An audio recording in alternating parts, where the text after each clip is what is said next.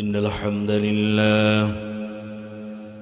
الحمد لله نحمده ونستعينه ونستغفره ونؤمن به ونتوكل عليه ونعوذ بالله من شرور أنفسنا ومن سيئات أعمالنا من يهده الله فلا مضل له ومن يضلل فلا هادي له أي فلن تجد له وليا مرشدا نشهد أن لا إله إلا الله وحده لا شريك له هو الذي لا ضد له ولا ند له لا مثل له ولا مثيل له لا وزير له ولا كفيل له لا شبه له ولا شبيه له لا ولد له ولا والد له وهو الواحد الفرد الصمد لم يلد ولم يولد ولم يكن له كفوا أحد ونشهد أن سيدنا ونبينا وحبيبنا وبشيرنا ونذيرنا وطبيبنا وطبيب أرواحنا وحبيبنا وحبيب ربنا محمدا عبد الله ورسوله أرسله بالحق بشيرا ونذيرا وداعيا إلى الله بإذنه وسراجا منيرا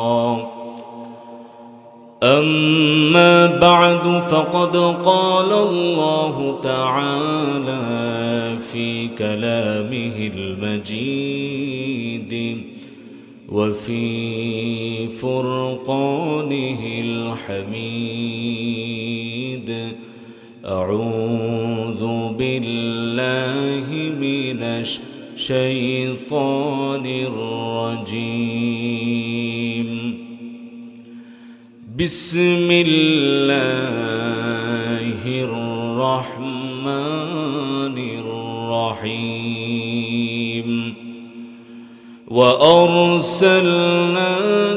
للناس رسولا وكفى بالله شهيدا إن الله وملائكته يصلون على النبي يا أيها الذين آمنوا صلوا عليه وسلموا تسليما اللهم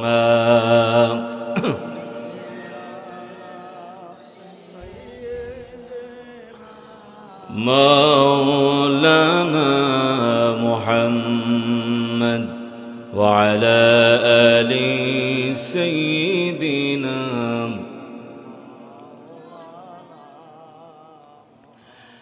হে রাসূল তোমারি জন্য মন কাঁদে আখি কাঁদে ভুবন কাঁদে তোমারি জন্য মন কাঁদে আখি কাঁদে ভুবন কাঁদে শুধু বেদনা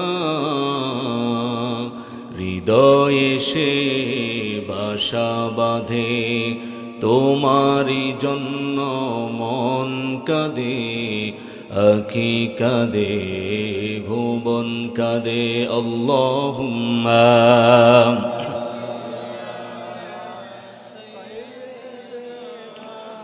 মাওলানা মুহাম্মদ ওয়া আলা আলি সাইয়্যিদিনা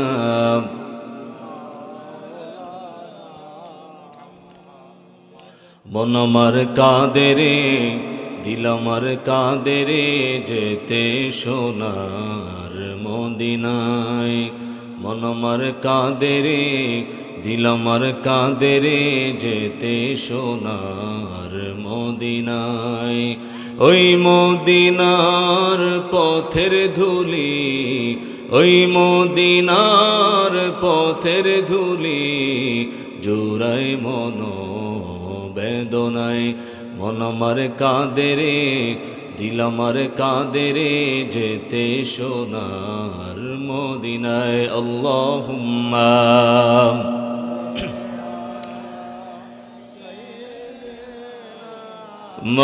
মাওলানা মুহাম্মদ ওয়া আলা আলি সাইয়্যিদিনা مولانا محمد بلغ العلا بكماله كشف الدجى بجماله حسنت جميع خصاله صلوا عليه وآله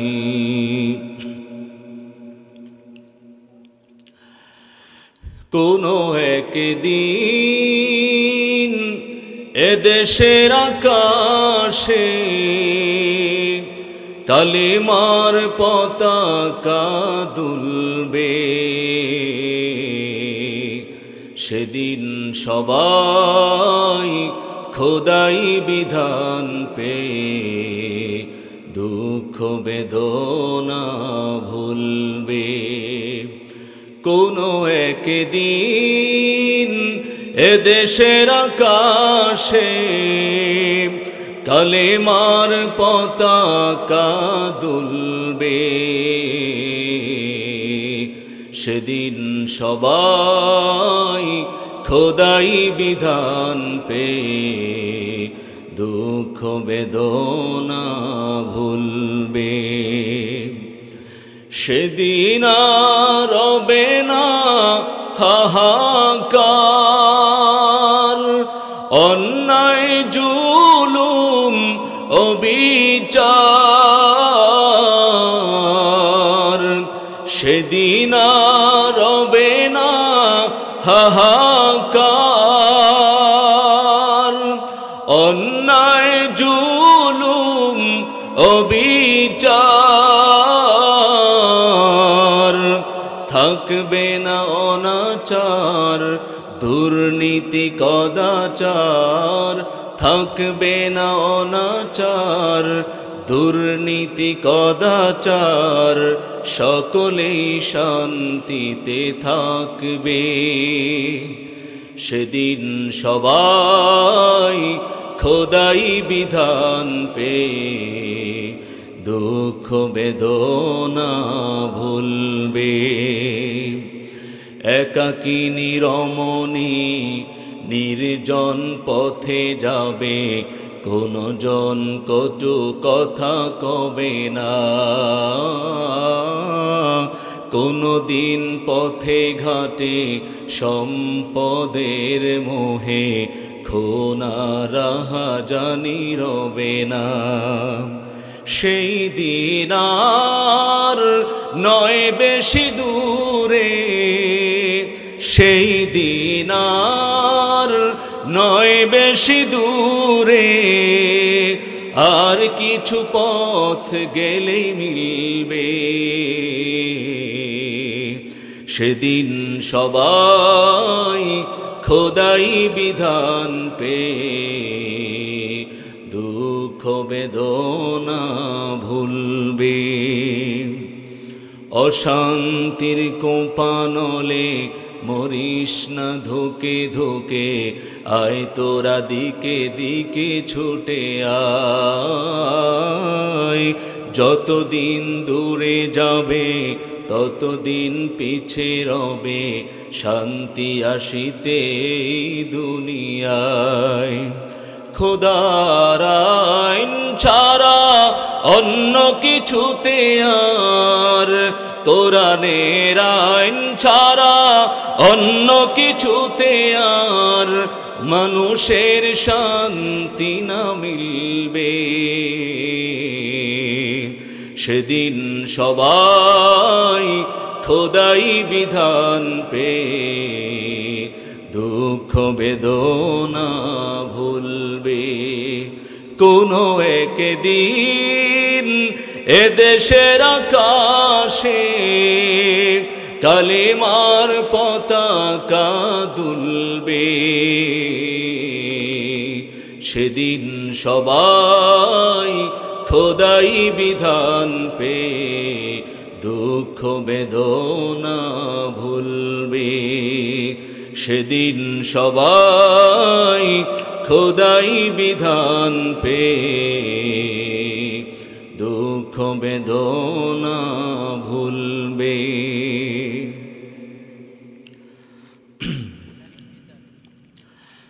ষোলপাড়া জান্নাতুল মাওয়া কবরস্থান ও ঈদগাহ মাঠের কল্যাণে যুব সমাজের উদ্যোগে আয়োজিত পঞ্চম বার্ষিক তাফসিরুল কোরআন মাহফিলের সম্মানিত সুযোগ্য সভাপতি আলহাজ মোহাম্মদ ইউনুস সরকার ষোলপাড়া।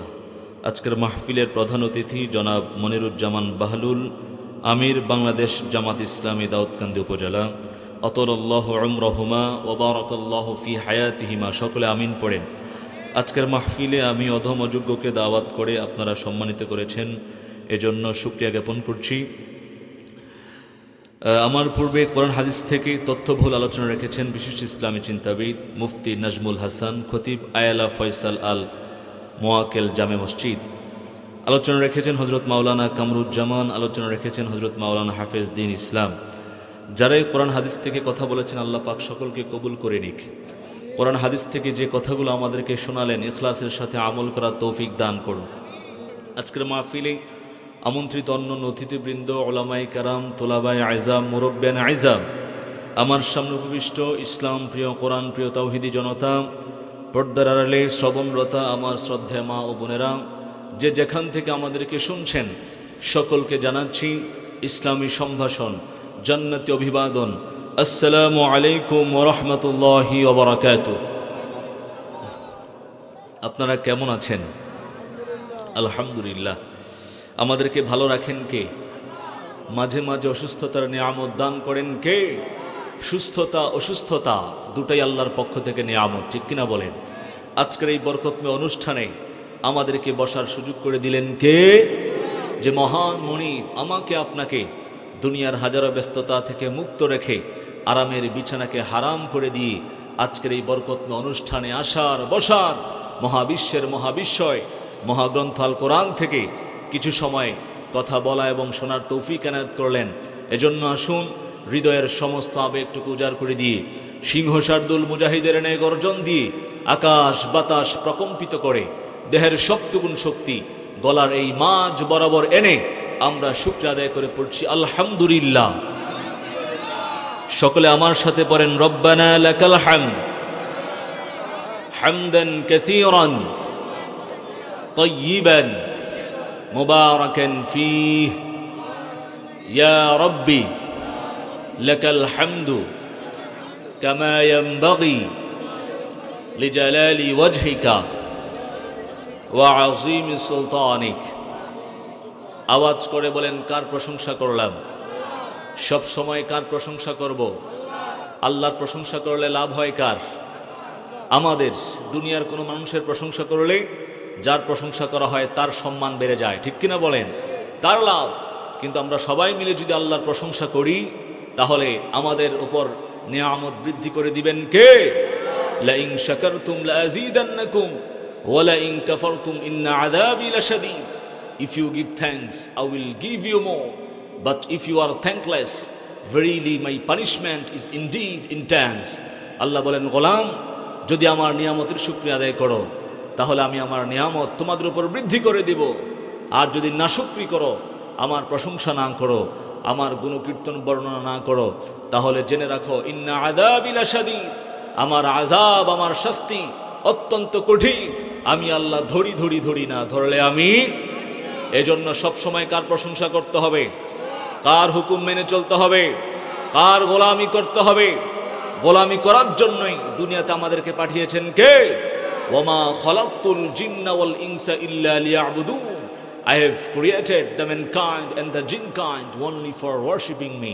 গোলামি করার জন্য মানুষ আর জিন জাতিকে এই দুনিয়াতে পাঠিয়েছেন কে? প্রিয় ভাইয়ের আমার, আমরা সবাই গোলাম। আমাদের মালিক কে? আমাদের রব কে? আমাদের স্রষ্টা কে? আমরা হলাম গোলাম, গোলামের ঘরের গোলাম। ঠিক কিনা বলেন?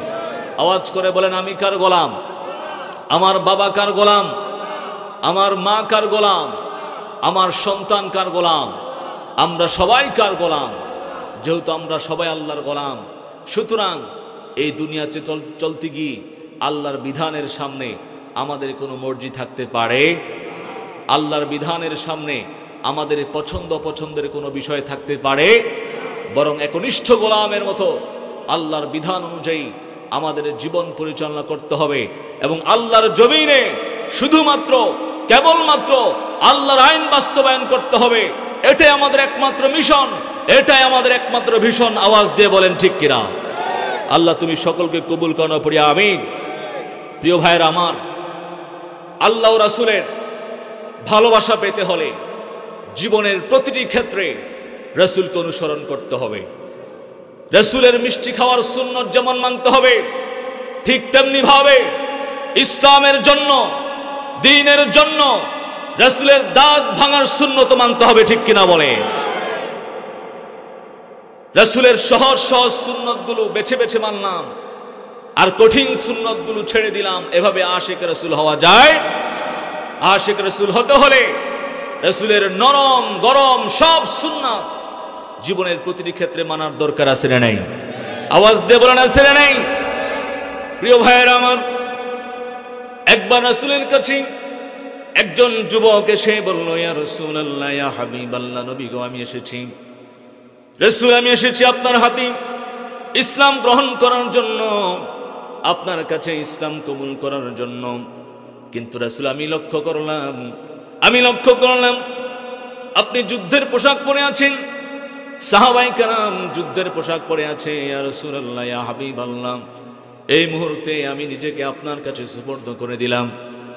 রাসূল, আপনি আমাকে বলুন, আগে আমি ইসলাম কবুল করব নাকি আপনাদের সাথে জিহাদের ময়দানে যাব? আল্লাহু আকবার। মুসলমান যুবক এখনো মুসলমান হয় নাই, এখন ইসলাম কবুল করে নাই, এসেছে রাসূলের হাতে ইসলাম কবুল করার জন্য। এসে বলে, ইয়া রাসূলুল্লাহ, ইয়া হাবিবাল্লাহ, এসেছি আপনার হাতে ইসলাম কবুল করার জন্য, কিন্তু আমি লক্ষ্য করলাম আপনি যুদ্ধের পোশাক পরে আছেন, সাহাবায়ে কেরাম যুদ্ধের পোশাক পরে আছেন, জিহাদের ময়দানে যাওয়ার জন্য প্রস্তুতি নিচ্ছেন। রাসূল, এই মুহূর্তে আপনি আমাকে বলে দিন, আমি কি আগে ইসলাম কবুল করব নাকি জিহাদের ময়দানে যাব? আউসলিমু আম উকাতিলু ইয়া রাসূলুল্লাহ, আগে কি ইসলাম কবুল করব নাকি জিহাদের ময়দানে যাব? প্রিয় ভাইরা আমার, লক্ষ্য করুন, যুবক এখনো ইসলাম গ্রহণ করে নাই, মুসলমান হয় নাই, অথচ জিহাদের ময়দানে যাওয়ার জন্য আগ্রহ প্রকাশ করলেন। কারণ যুবক ভালো করেই জানে ইসলাম কবুল করার পর দ্বীনের জন্য, ইসলামের জন্য জিহাদের ময়দানে যাওয়া লাগবে। ঠিক কিনা বলেন? যুবক মুসলমান হয় নাই, এখনো মুসলমান হয় নাই, অথচ জিহাদের ময়দানে যাওয়ার জন্য আগ্রহ প্রকাশ করলেন।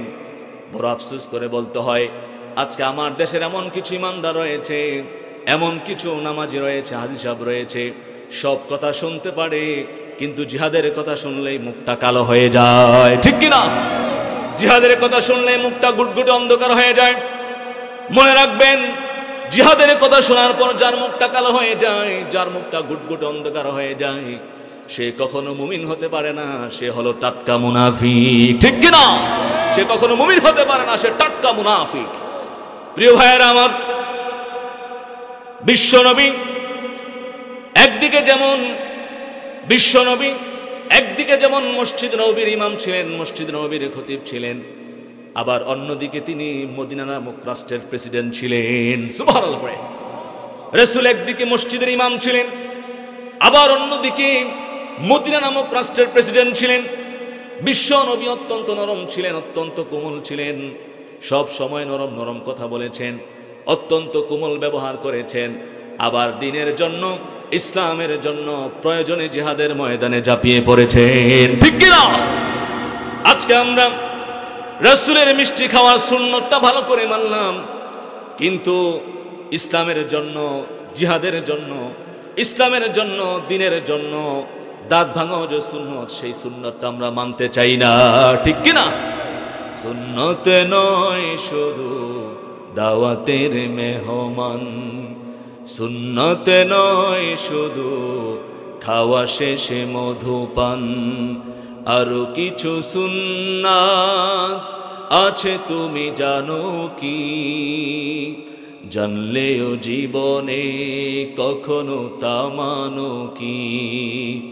আরো কিছু সুন্নাত আছে তুমি জানো কি? জানলেও জীবনে কখনো তা মানো কি?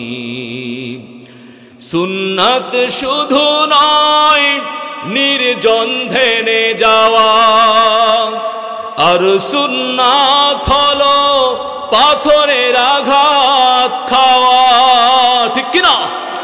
সুন্নাত শুধু নয় নমনীয় আলাপন, সুন্নাত প্রয়োজনে হুঙ্কার গর্জন, সুন্নাত শুধু নয় মেষ চড়াতে যাওয়া, আর সুন্নাত হলো রাষ্ট্রনায়ক হওয়া। মোহাব্বতে তার খালিদ ওমর আলী, মোহাব্বতে তার খালিদ ওমর আলী, আবু বকরের মতো পাশে থাকো কি? আরো কিছু সুন্নাত আছে তুমি জানো কি? জানলেও জীবনে কখনো তা মানো কি? ঠিক কিনা বলেন? প্রিয় ভাইরা আমার, শুধু মিষ্টি কথা বলা সুন্নত নয়, প্রয়োজনে ইসলামের জন্য, জিহাদ দ্বীনের জন্য, ইসলামের জন্য, দ্বীনের জন্য হুঙ্কার দেওয়া, গর্জন দেওয়া, হাতে তলোয়ার নেওয়া সুন্নত। আওয়াজ দিয়ে বলেন ঠিক কিনা? প্রিয় ভাইরা আমার, বিশ্বনবী মুহাম্মদুর রাসূলুল্লাহ সাল্লাল্লাহু আলাইহি ওয়াসাল্লাম একদিকে যেমন মসজিদ নববীর ইমাম ছিলেন, খতিব ছিলেন, আবার অন্যদিকে তিনি নিজেই একা ২৭টি যুদ্ধের সেনাপতি ছিলেন। সুবহানাল্লাহ। একদিকে মসজিদের ইমাম ছিলেন, খতিব ছিলেন, আবার অন্যদিকে তিনি কতটি যুদ্ধের সেনাপতি ছিলেন? ২৭টি যুদ্ধের সেনাপতি ছিলেন। রাসূল তার জীবনে ছোট বড় অসংখ্য যুদ্ধে অংশগ্রহণ করেছেন। শুধু তাই নয়, শুধু তাই নয়, আল্লাহ রাব্বুল আলামিন কোরআনের মধ্যে জিহাদের ব্যাপারে 18টি সূরার মধ্যে 56টির বেশি আয়াত নাজিল করেছেন। সুবহানাল্লাহ। কতটি আয়াত নাজিল করেছেন? 56টির বেশি আয়াত নাজিল করেছেন। প্রিয় ভাইয়েরা আমার, আল্লাহ রাব্বুল আলামিন যদি জিহাদের ব্যাপারে একটি আয়াত নাজিল করতেন, একটি আয়াত নাজিল করতেন, তাহলে জিহাদ আমাদের জন্য ফরজ হয়ে যেত। ঠিক কিনা বলেন? কিন্তু আল্লাহ পাক একবার বললেন না, দুইবার বললেন না, তিনবার বললেন না। কেন এতবার বললেন? এতবার বলার কারণ হলো মুসলমান যেন জিহাদের গুরুত্ব অনুধাবন করতে পারে, জিহাদের তাৎপর্য অনুধাবন করতে পারে। এই জন্য আল্লাহ রাব্বুল আলামিন একবার নয়, দুইবার নয়, পবিত্র কোরআনের মধ্যে 56টির বেশি আয়াত নাজিল করেছেন। পড়ি সুবহানাল্লাহ। প্রিয় ভাইরা আমার, আমরা আজকে জিহাদের কথা শুনতে চাই না। আজকে জিহাদের কথা শুনলেই আমাদের মুখটা কালা হয়ে যায়। অথচ বিশ্ব নবীর এমন একজন সাহাবী খুঁজে পাওয়া যাবে না যে সাহাবী তার জীবদ্দশায় জিহাদের ময়দানে অংশগ্রহণ করেন নাই, বরং রাসূলের প্রত্যেকটা সাহাবী ইসলামের জন্য, দ্বীনের জন্য জিহাদের ময়দানে ঝাঁপিয়ে পড়েছেন। পড়ি সুবহানাল্লাহ। এমনকি রাসূলের একজন অন্ধ সাহাবী ছিল, রাসূলের একজন অন্ধ সাহাবী ছিল, নাম তার আব্দুল্লাহ ইবনে উম্মে মাকতুম রাদিয়াল্লাহু আনহু। আব্দুল্লাহ ইবনে উম্মে মাকতুম অন্ধ সাহাবী, জন্মগতভাবে অন্ধ ছিল, চোখে দেখে না, এই দুনিয়ার সৌন্দর্য, এই দুনিয়ার আলো তিনি দেখতে পান না। এই অন্ধ সাহাবী আব্দুল্লাহ ইবনে মাকতুম রাদিয়াল্লাহু আনহু অন্ধ হওয়া সত্ত্বেও তিনি নিজেকে জিহাদ থেকে বঞ্চিত রাখেন নাই। সুবহানাল্লাহ বলে। অন্ধ হওয়া সত্ত্বেও তিনি নিজেকে জিহাদ থেকে বঞ্চিত রাখেন নাই, বরং ইসলামের জন্য, দ্বীনের জন্য নিজের জান মাল আল্লাহর রাস্তায় কুরবানি করে দিয়েছেন। বলি সুবহানাল্লাহ। জিহাদের ময়দানে ঝাঁপিয়ে পড়েছেন অন্ধ সাহাবী আব্দুল্লাহ, জিহাদের ময়দানে ঝাঁপিয়ে পড়েছেন, কাফের মুশরিকদের হাতে শাহাদাত বরণ করেছেন। পড়ি আল্লাহু আকবার। অন্ধ সাহাবী, চোখে দেখে না, তিনিও পর্যন্ত জিহাদ থেকে নিজেকে বঞ্চিত রাখেন নাই। দ্বীনের জন্য, কোরআনের জন্য, ইসলামের জন্য নিজের জান মাল বাজি রেখে জিহাদের ময়দানে ঝাঁপিয়ে পড়েছেন। পড়ি সুবহানাল্লাহ। প্রিয় ভাইয়েরা আমার, ইসলামের দ্বিতীয় খলিফা ওমর রাদিয়াল্লাহু আনহুর জামানায় আব্দুল্লাহ ইবনে উম্মে মাকতুম রাদিয়াল্লাহু আনহু ওমরের কাছে আসলেন, এসে বললেন, আমিরুল মুমিনিন ওমর, আমি অন্ধ মানুষ, চোখে দেখি না। আল্লাহর নবী মুহাম্মদুর রাসূলুল্লাহ সাল্লাল্লাহু আলাইহি ওয়াসাল্লাম যখন সাহাবায়ে কেরামদেরকে নিয়ে জিহাদের ময়দানে যেতেন, তখন আমাকে মসজিদে নববীর ইমামতির দায়িত্ব দিয়ে তিনি সাহাবায়ে কেরামদেরকে নিয়ে জিহাদের ময়দানে যেতেন। আল্লাহর নবী সাহাবায়ে কেরাম কাফের মুশরিকদের সাথে যুদ্ধ করতেন, আর আমি মসজিদে নববীর ইমামতির দায়িত্ব পালন করতাম। অন্ধ হওয়ার কারণে, চোখে না দেখার কারণে আল্লাহ নবী কোনোদিন আমাকে জিহাদের ময়দানে নিয়ে যেতেন না। ওমর, কিন্তু আমি দেখেছি আমার সমবয়সী অনেক বন্ধু বান্ধব, আমার পরিচিত অনেক বন্ধু বান্ধব জিহাদের ময়দানে যুদ্ধ করে কাফের মুশরিকদের হাতে শহীদ হয়ে আল্লাহর জান্নাতের মেহমান হয়ে গিয়েছে। অনেকে আবার জিহাদের ময়দান থেকে গাজী হয়ে আমল নামায় সওয়াব ভর্তি করে বাড়ি ফিরে এসেছে। আমিরুল মুমিনিন ওমর, আমি আর নিজেকে জিহাদের ময়দান থেকে বঞ্চিত রাখতে চাই না, আমি আর নিজেকে জিহাদ থেকে বঞ্চিত রাখতে চাই না। আমার মনের তামান্না, আমার মনের আকাঙ্ক্ষা, আমার মনের চাহিদা, আমি জিহাদের ময়দানে অংশগ্রহণ করতে চাই। ইসলামের জন্য, দ্বীনের জন্য আমি জিহাদ করতে চাই, আপনি আমাকে অনুমতি দেন। শুনেছি কাদিসিয়ার যুদ্ধে, ওই কাদিসিয়ার যুদ্ধে আপনি মুসলিম মুজাহিদ পাঠাচ্ছেন, দয়া করে মেহেরবানি করে ওই কাদিসিয়ার যুদ্ধে যাওয়ার জন্য আমাকে অনুমতি দিয়ে দেন, আমি কাদিসিয়ার যুদ্ধে অংশগ্রহণ করতে চাই। আল্লাহু আকবার বলে। আমি কাদিসিয়ার যুদ্ধে অংশগ্রহণ করতে চাই। আব্দুল্লাহর কথা শুনে ওমর রাদিয়াল্লাহু আনহু বলেন, আব্দুল্লাহ রে, তুমি তো অন্ধ মানুষ, চোখে দেখো না, জিহাদের ময়দানে গিয়ে তুমি কি করবা? তলোয়ার নিয়ে তুমি তো কাফেরকে আঘাত করতে পারবে না, আবার কোন কাফের যদি তোমাকে আঘাত করে সেটাও তো তুমি প্রতিবাদ করতে পারবে না, প্রতিহত করতে পারবে না। জিহাদের ময়দান থেকে তো তুমি পালাতে পারবে না। জিহাদের ময়দানে গিয়ে তুমি কি করবা? তোমার কাজটা কি? কেন তুমি যাবা? আব্দুল্লাহ বলে, ওমর, আমি ভালো করে জানি আপনি আমাকে এই কথাটি বলবেন, আপনি আমাকে এই প্রশ্নটি করবেন, কিন্তু আমি জবাব রেডি রেখে এসেছি, উত্তর রেডি রেখে এসেছি। আজকে কোনোভাবে আপনি আমাকে বাড়ি ফিরাতে পারবেন না। আল্লাহু আকবার। আপনি কোনোভাবে আজকে আমাকে বাড়ি ফিরাতে পারবেন না, নয় ছয় বুঝ দিয়ে আজকে আমাকে বাধা দিতে পারবেন না। আমি জিহাদের ময়দানে যাবই যাব। এমন আজকে আপনি আমাকে বাধা দিয়েন না। আমি ভালো করেই জানি অন্ধ মানুষ, চোখে দেখি না, জিহাদের ময়দানে গিয়ে হাতে তলোয়ার নিয়ে কোনো কাফেরকে আঘাত করতে পারবো না। আবার কোনো কাফের যদি আমাকে আঘাত করে আমি নিজেকে প্রতিহত করতে পারবো না, জিহাদের ময়দান থেকে পালাতে পারবো না। কাফের মুশরিকরা সহজে আমাকে টার্গেট করতে পারবে, আমাকে লক্ষ্য করতে পারবে, ভালো করেই জানি। তবে ওমর, আমি এমন একটি কাজ করতে পারবো, এমন একটি কাজ করতে পারবো যেই কাজটি করার জন্য চোখ লাগে না, যেই কাজটি করার জন্য হাতের প্রয়োজন, যেটা আমার আছে। যে কাজটি করার জন্য কি প্রয়োজন? হাতের প্রয়োজন, চোখ লাগে না। আমার তো হাত আছে, আমি ওই কাজটি করতে পারবো। ওমর বলেন, আব্দুল্লাহ রে, তুমি কি কাজ করবে জিহাদের ময়দানে গিয়ে বলো। আব্দুল্লাহ বলে, ওমর, যদি আমাকে জিহাদের ময়দানে, যুদ্ধের ময়দানে যদি কালেমার পতাকা, ইসলামের ঝান্ডাটা যদি আমার হাতে দেওয়া হয়, তাহলে আমি আমার দুই হাত দিয়ে শক্ত করে কালিমার পতাকা, ইসলামের ঝান্ডা উঁচু করে ধরে দাঁড়িয়ে থাকবো। আল্লাহু আকবার। যদি আমার হাতে কালিমার পতাকা দেওয়া হয়, ইসলামের ঝান্ডাটা দেওয়া হয়, তাহলে আমি দুই হাত দিয়ে শক্ত করে ইসলামের পতাকা ধরে আমি দাঁড়িয়ে থাকব। কথা দিচ্ছি যতক্ষণ পর্যন্ত আমার দেহে প্রাণ থাকবে, যতক্ষণ পর্যন্ত আমার দেহে রক্ত থাকবে, ততক্ষণ পর্যন্ত কালিমার পতাকা আমি জমিনে পড়তে দিব না। আল্লাহু আকবার। আব্দুল্লাহর কথা শুনে ওমর অত্যন্ত খুশি হয়ে গেলেন। সেনাপতিকে ডাকলেন, সেনাপতি যাও আব্দুল্লাহকে যুদ্ধের ময়দানে নিয়ে যাও, জিহাদের ময়দানে নিয়ে যাও, জিহাদের ময়দানে নিয়ে আজকে ইসলামের পতাকাটা তার হাতে তুলে দিও, ইসলামের ঝান্ডাটা তার হাতে তুলে দিও। প্রিয় ভাইয়েরা আমার, জিহাদের ময়দানে গেলে হালুয়া রুটি পাওয়া যায়? জিহাদের ময়দানে গেলে হালুয়া রুটি পাওয়া যায় না। আব্দুল্লাহ ভালো করে জানে, অন্ধ মানুষ, চোখে দেখে না, কাউকে আঘাত করতে পারবে না, কেউ আঘাত করলে সেটাও প্রতিহত করতে পারবে না, জিহাদের ময়দান থেকে পালাতেও পারবে না। আব্দুল্লাহ ভালো করেই জানে, যদি পতাকা নিয়ে দাঁড়ায় থাকে তাহলে কাফের মুশরিকরা সহজেই তাকে টার্গেট করতে পারবে, ঠিক কিনা? কারণ কেউ যদি পতাকা নিয়ে দাঁড়ায় থাকে তখন তাকে সবাই দেখতে পারে, ঠিক কিনা বলেন? আব্দুল্লাহ ভালো করেই জানে কাফের মুশরিকরা তাকে সহজেই লক্ষ্য করবে, তার উপর আক্রমণ চালাবে, জীবন মরণের প্রশ্ন।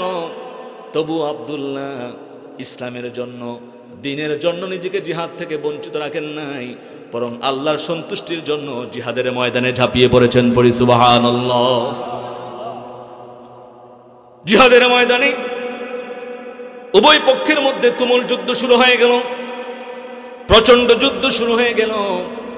প্রিয় ভাইয়ারা আমার, মুসলমান মুজাহিদগণ এক এক করে তরবারির আঘাতে কাফের মুশরিকদেরকে জাহান্নামে পাঠিয়ে দিচ্ছে। আবার কিছু মুসলমান শাহাদাতের অমীয় সুদা পান করে নিচ্ছে। এদিকে অন্ধ সাহাবী আব্দুল্লাহ ইবনে উম্মে মাকতুম রাদিয়াল্লাহু আনহু জিহাদের ময়দানের এক কোণে দুই হাত দিয়ে শক্ত করে ইসলামের ঝান্ডা উঁচু করে দাঁড়িয়ে আছে।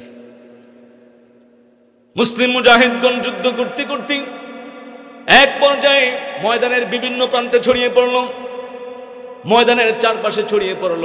এদিকে আব্দুল্লাহ রাদিয়াল্লাহু আনহু একা হয়ে গেলেন। একা তিনি ইসলামের পতাকা নিয়ে দাঁড়িয়ে আছেন। কাফের মুশরিকরা তাকে লক্ষ্য করলো, কাফের মুশরিকরা তাকে টার্গেট করে ফেললো। লক্ষ্য করা মাত্রই কাফের মুশরিকরা তার দিকে তীর মারতে লাগলো, তার দিকে তীর ছুটতে লাগলো, বর্ষা ছুটতে লাগলো। এক একটা তীর এসে আব্দুল্লাহর দেহের এক প্রান্ত দিয়ে ঢুকে আরেক প্রান্ত দিয়ে বের হয়ে যায়। আল্লাহু আকবার। আব্দুল্লাহ আল্লাহু আকবার বলে চিৎকার দিয়ে দুই হাত দিয়ে শক্ত করে ইসলামের ঝান্ডা উঁচু করে দাঁড়িয়ে থাকে। ওনার দেহটাকে তীরের আঘাত দিয়ে ক্ষত বিক্ষত করে দেওয়া হচ্ছে। হাত দিয়ে তীরটা বের করার চেষ্টাও তিনি করলেন না, কারণ যদি হাত দিয়ে তীরটা বের করার চেষ্টা করেন তাহলে তো ইসলামের ঝান্ডাটা, ইসলামের পতাকাটা জমিনে পড়ে যাবে। নীরবে নিবৃতে দাঁড়িয়ে তরবারির আঘাত তিনি সহ্য করে যাচ্ছেন। কাফের মুশরিকরা একের পর এক আঘাতে, তরবারির আঘাতে আব্দুল্লাহর দেহটাকে জাজরা করে দিল, ক্ষত বিক্ষত করে দিল।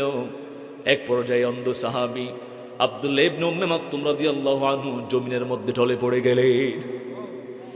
প্রিয় ভাইয়েরা আমার, যুদ্ধে মুসলমানগণ বিজয় লাভ করলেন, মুসলমানগণ জয়ী হলেন। যুদ্ধ শেষে দেখা গেল অন্ধ সাহাবী আব্দুল্লাহ ইবনে উম্মে মাকতুম রাদিয়াল্লাহু আনহু তিনিও শহীদ হয়ে গেলেন। ওনার পা থেকে মাথা পর্যন্ত সারা শরীরে শত শত আঘাতের চিহ্ন, শত শত তরবারির চিহ্ন। ওনার দেহটাকে জাজরা করে দেওয়া হয়েছে, ওনার দেহটাকে ক্ষত বিক্ষত করে দেওয়া হয়েছে। এত আঘাত, এত আঘাত, এত আঘাত করা হলো, তবুও দেখা গেল আব্দুল্লাহ দুই হাত দিয়ে কালিমার পতাকাকে শক্ত করে ধরে আছে, জমিনে পড়তে দেয় নাই। আল্লাহু আকবার। এত আঘাত করা হয়েছে, দেখা গেছে আব্দুল্লাহ শহীদ হয়ে গেছে, তবুও দুই হাত দিয়ে কালিমার পতাকা, ইসলামের ঝান্ডা শক্ত করে ধরে আছে, জমিনে পড়তে দেয় নাই। সুবহানাল্লাহ পড়ে। প্রিয় ভাইয়েরা আমার, ইসলামের জন্য, দ্বীনের জন্য অন্ধ সাহাবী নিজের জান মাল আল্লাহর রাস্তায় কোরবানি করে দিয়েছেন। সুবহানাল্লাহ। এভাবে সাহাবায়ে কেরাম আল্লাহর পক্ষ থেকে জান্নাত হাসিল করেন নাই, ঠিক কিনা বলেন? প্রিয় ভাইয়েরা আমার, এভাবে সাহাবায়ে কেরাম ইসলামের জন্য, দ্বীনের জন্য নিজেদের জান মাল আল্লাহর রাস্তায় কোরবানি করে দিয়েছেন। শুধু ইসলাম গ্রহণ করলেই হবে না, ইসলাম কবুল করার পরে কোনো প্রকার অন্যায় কাজ করা যাবে না, দেশের মধ্যে কোনো প্রকার অন্যায় কাজ চলতে দেওয়া যাবে না, ঠিক কিনা বলে? প্রিয় ভাইয়েরা আমার, আজকে কিছু নামধারী মুনাফিক মার্কা মুসলমান রয়েছে, যারা জিহাদকে জঙ্গিবাদের সাথে তুলনা করতে চায়, ঠিক কিনা বলেন? জিহাদকে জঙ্গিবাদের সাথে তুলনা করতে চায়, জিহাদ নিয়ে নানা অপপ্রচার চালানোর চেষ্টা করে জিহাদ আর জঙ্গিবাদকে এক বানিয়ে দেওয়া হচ্ছে। অথচ জিহাদ আর জঙ্গিবাদ কখনো এক জিনিস হতে পারে না। জঙ্গিবাদ ইসলামের মধ্যে হারাম, আর জিহাদ হলো ইসলামের মধ্যে ফরজ, ঠিক কিনা বলে? জিহাদ আর জঙ্গিবাদ কখনো এক জিনিস হতে পারে না। জঙ্গিবাদ হলো ইসলামের মধ্যে হারাম, আর জিহাদ হলো ইসলামের মধ্যে ফরজ, ঠিক কিনা বলে? প্রিয় ভাইয়েরা আমার, আল্লাহ পাক কোরআনের মধ্যে স্পষ্টভাবে জিহাদকে ফরজ করে দিয়েছেন, আর জঙ্গিবাদ সন্ত্রাসকে হারাম করে দিয়েছেন। জিহাদ আর জঙ্গিবাদ কখনো এক জিনিস হতে পারে না। এরপরেও যারা জিহাদকে জঙ্গিবাদের সাথে তুলনা করবে তারা কখনো বৈধ সন্তান হতে পারে না, তারা হলো পিতৃ পরিচয় অবৈধ সন্তান, ঠিক কিনা বলে? কোন বৈধ সন্তান জিহাদকে জঙ্গিবাদের সাথে তুলনা করতে পারে? কথা বলেন, পারে? জিহাদ আর জঙ্গিবাদ কখনো এক জিনিস হতে পারে? প্রিয় ভাইয়েরা আমার, জিহাদি বই বলে জিহাদ শব্দটাকে বিকৃত করা যাবে না। জিহাদ মানে নিরপরাধ মানুষকে হত্যা করে ঝুলিয়ে রাখার নাম নয়। জিহাদ মানে 500 জায়গায় একসাথে বোমা ফোটানোর নাম নয়। জিহাদ মানে হলো অন্যায় যেখানে প্রতিরোধ সেখানে, ঠিক কিনা? অন্যায় যেখানে প্রতিরোধ সেখানে, অন্যায় যেখানে প্রতিবাদ সেখানে, ঠিক কিনা বলে? আর সেটা শুরু হবে মন থেকে, হাত থেকে, মুখ থেকে, শেষ হবে তলোয়ার দিয়ে, ঠিক কিনা বলে? আল্লাহ আমাদের সকলকে অন্তরে জিহাদি প্রেরণা লালন করা তৌফিক দান করুক, পড়ি আমিন। যুবক এসে বলল ইয়া রাসূলুল্লাহ, ইয়া হাবিবাল্লাহ, আমি কি আগে ইসলাম কবুল করব নাকি আপনার সাথে জিহাদের ময়দানে যাব? মনে আছে আপনাদের? মনে আছে? জিহাদের যুবক এসে বলল রাসূল, এসেছি আপনার কাছে ইসলাম কবুল করার জন্য, কিন্তু লক্ষ্য করছি আপনি এবং সাহাবায়ে কেরাম যুদ্ধের পোশাক পরে আছেন, জিহাদের ময়দানে যাচ্ছেন। এই মুহূর্তে আমি কি করব? আগে কি ইসলাম কবুল করব নাকি জিহাদের ময়দানে যাব? রাসূল তখন বললেন, আসলিম সুম্মা কাতিল, আসলিম সুম্মা কাতিল, আগে ইসলাম কবুল করো। আগে কি করো?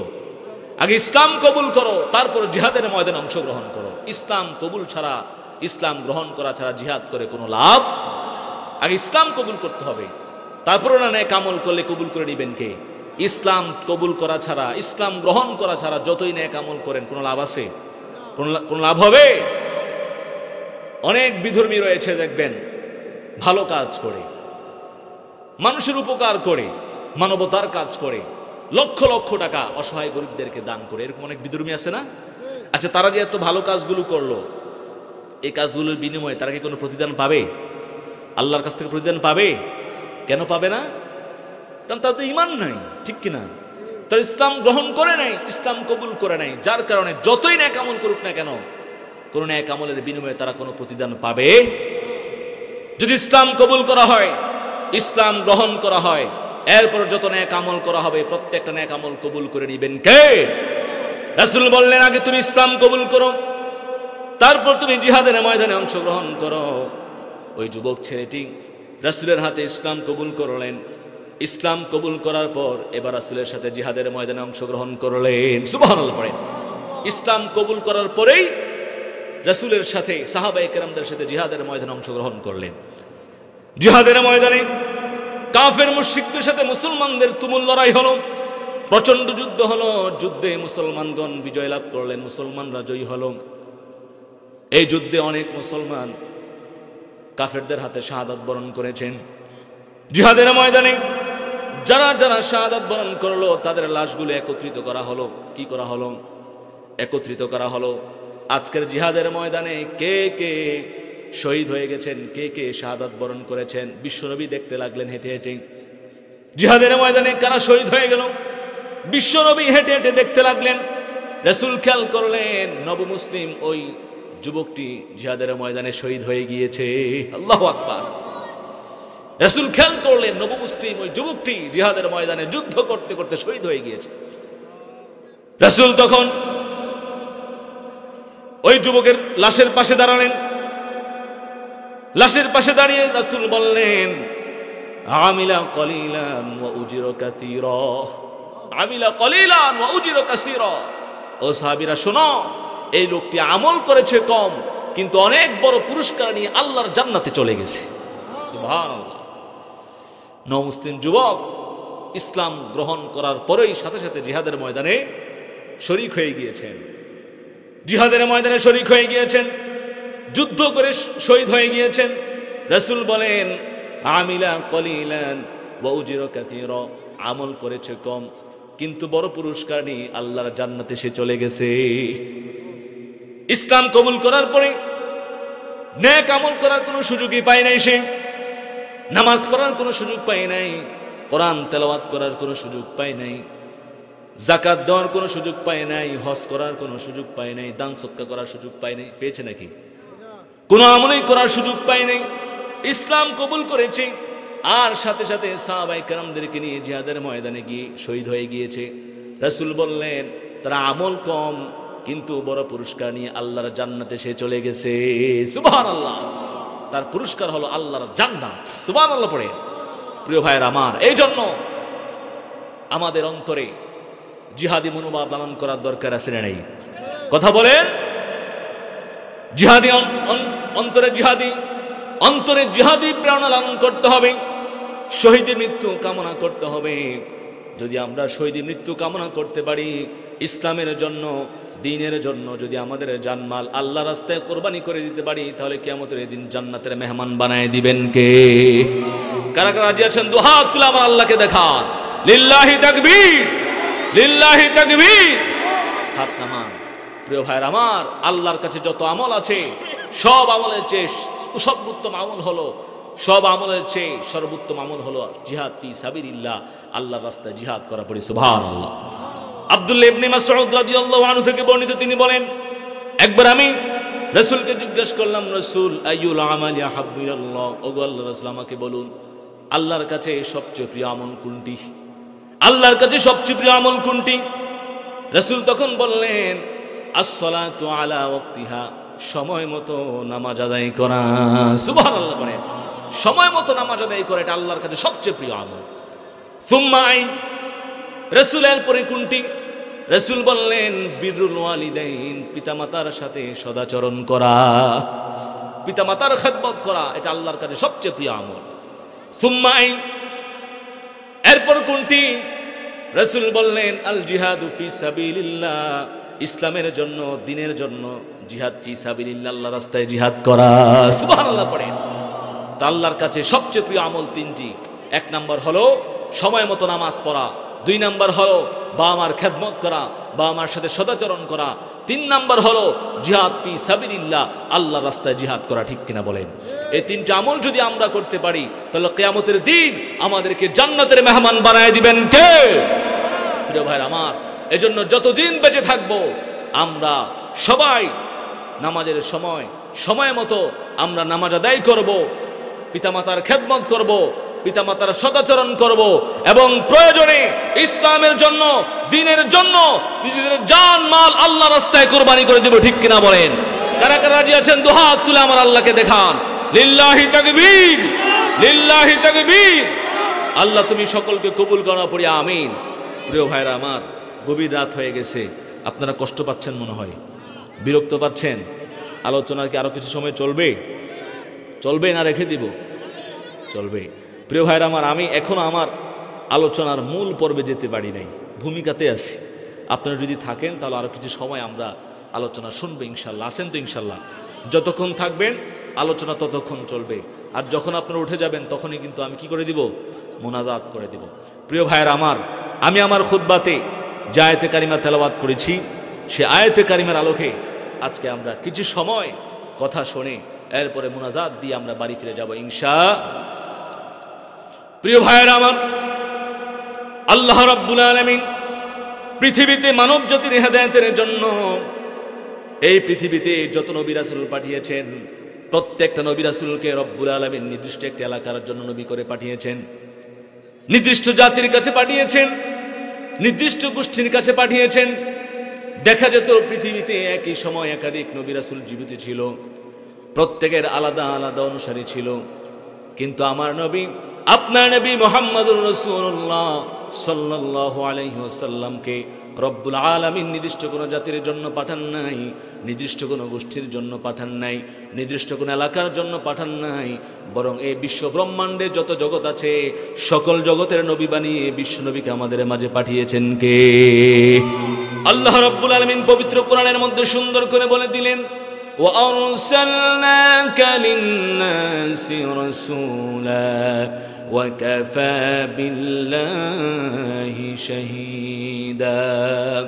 আল্লাহ রাব্বুল আলামিনের হাবিব, এই দুনিয়াতে আমি প্রত্যেকটা নবী রাসূলকে নির্দিষ্ট একটি এলাকার জন্য নবী করে পাঠিয়েছি, নির্দিষ্ট জাতির কাছে পাঠিয়েছি, নির্দিষ্ট গোষ্ঠীর কাছে পাঠিয়েছি, কিন্তু রাসূল আমি আপনাকে নির্দিষ্ট কোনো এলাকার জন্য পাঠাই নাই, নির্দিষ্ট কোনো জাতির জন্য পাঠাই নাই, নির্দিষ্ট কোনো গোষ্ঠীর জন্য পাঠাই নাই, বরং দুনিয়ার সকল জাতি গোষ্ঠী সকল মানুষের জন্য নবী করে আপনাকে পাঠিয়েছি। পড়ি সুবহানাল্লাহ।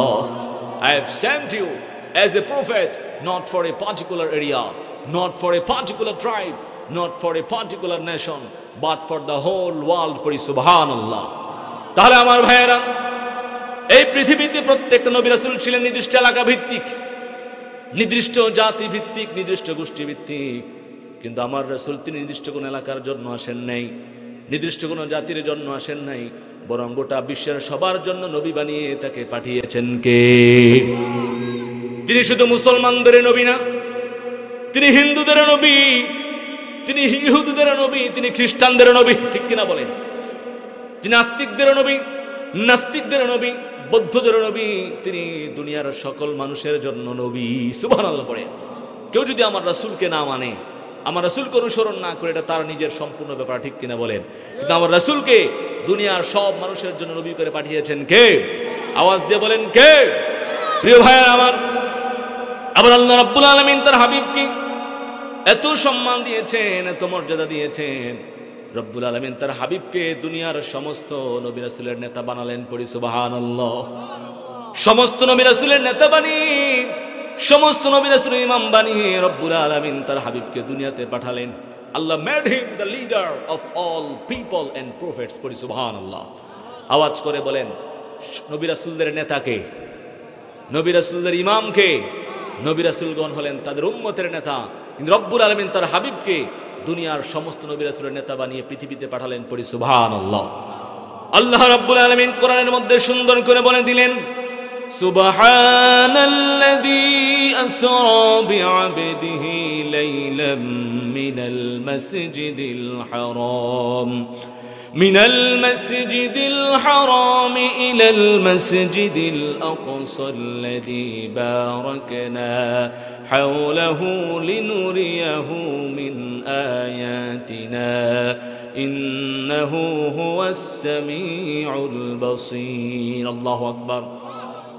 সকল প্রকার দুষ্টুটি, দুর্বলতা ও অক্ষমতা থেকে মুক্ত সুমহান সেই বরকতময় সত্তা, যিনি তার বান্দাকে রাতের বেলায় মসজিদুল হারাম থেকে মসজিদুল আকসায় ভ্রমণ করিয়েছেন। সুবহানাল্লাহ। মিরাজের রাতে রব্বুল আলামিন তার হাবিবকে বাইতুল্লাহ থেকে বাইতুল মুকাদ্দাসে নিয়ে গেলেন, এই দুনিয়া থেকে তুলে নিয়ে তার সান্নিধ্যে আরশে আজিমে নিয়ে গেলেন। পড়ি সুবহানাল্লাহ। প্রথমে আল্লাহ রাব্বুল আলামিন তার হাবিবকে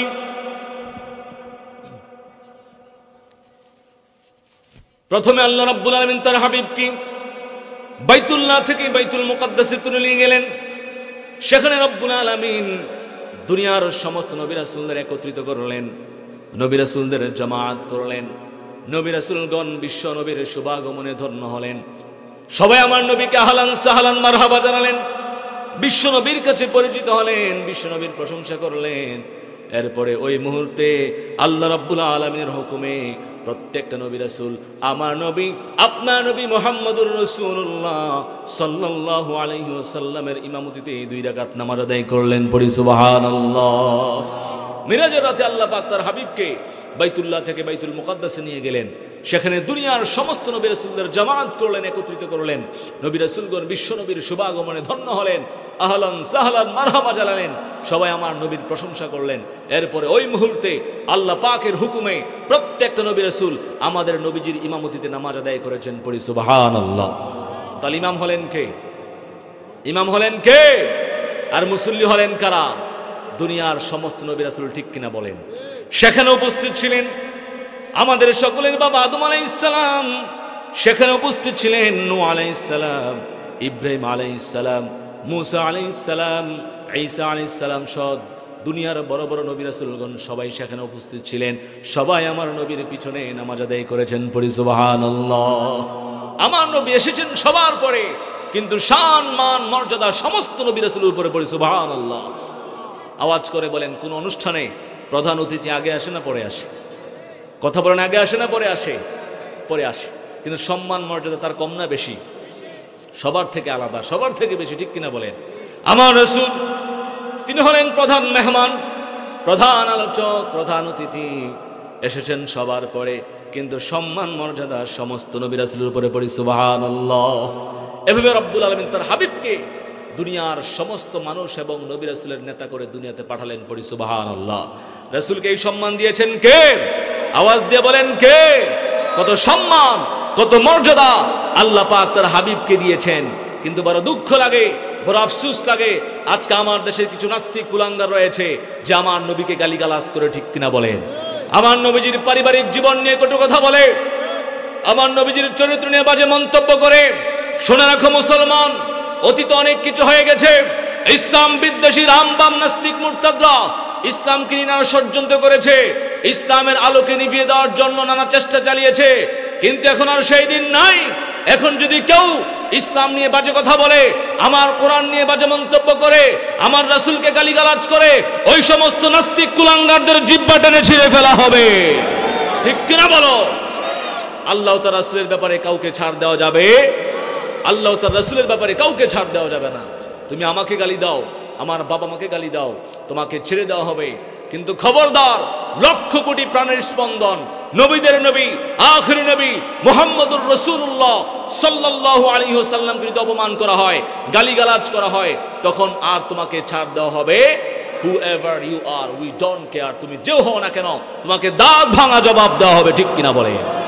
প্রিয় ভাইয়ের আমার, আল্লাহ রাব্বুল আলামিন তার হাবিবকে এত সম্মান দিয়েছেন, এত মর্যাদা দিয়েছেন।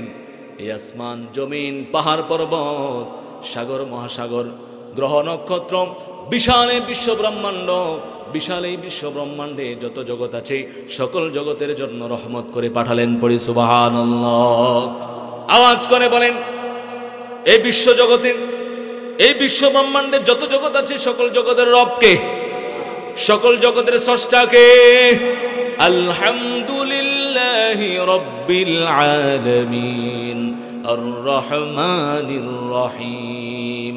সমস্ত প্রশংসা আল্লাহর জন্য, যিনি সমস্ত জগতের রব, যিনি সমস্ত জগতের স্রষ্টা। সুবহানাল্লাহ বলেন। আল্লাহ হলেন সমস্ত জগতের জন্য রব, রব্বুল আলামিন, আর আমাদের নবীজি হলেন সমস্ত জগতের জন্য রহমত, রহমাতুল লিল আলামিন।